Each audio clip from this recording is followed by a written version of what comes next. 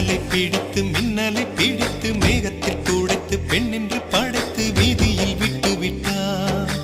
இப்படி இன்னொரு பெண்மையை படைக்க தன்னிடம் கற்பனை தீர்ந்ததை எண்ணித்தான் பிரம்மனும் மூச்சையுற்றார். அவளின் ஆசைக்குள் நுழைந்த காற்று உயிரை தடவி திரும்பும் போது மோட்சம் அடைந்து ராகங்கள் ஆகின்றதே. ஓஹோ, மழையின் துளிகள் அவளை நனைத்து மார்பு கடந்து இறங்கும் பொழுது முக்தி அடைந்து முத்துக்கள் ஆகின்றதே.